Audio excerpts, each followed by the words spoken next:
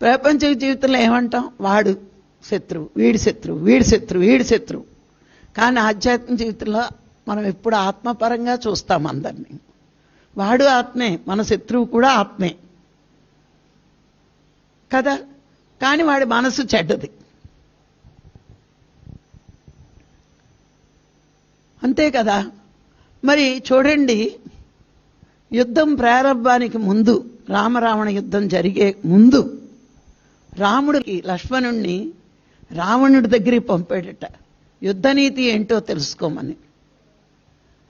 లక్ష్మణుడు ఆశ్చర్యపోయాడట, ఇదేంటి తెల్లవారితే యుద్ధం జరగబోతోంది, ఇప్పుడు నన్ను పంపుతున్నావేంటి అని.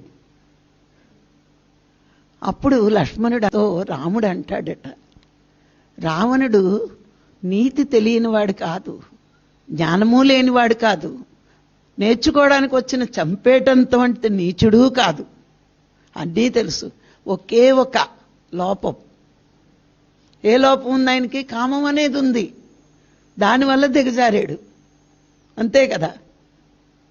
అంతే, నిన్నేమి చంపేడు, వెళ్తే దగ్గరికి వచ్చాడు కదా అని నిన్ను శత్రువుగా చూడడం, నీకు కూడా యుద్ధనీతి నేర్పుతాడు.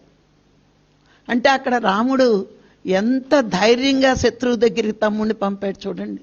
అంటే రాముడి మనసు ఎంత మంచిది, చెప్పిన రావణాసురుడు మనసు కూడా మంచిదే. కానీ ఎందుకు పోయాడు? కామం వల్ల నాశనం అయ్యాడు. మరి అది చూసి మనమేం నేర్చుకోవాలి? ఎంత గొప్ప జ్ఞానం ఉన్నా కామం వల్ల రావణాసురుడిలా మారిపోతాము. ఇది నేర్చుకోవాలి మనము.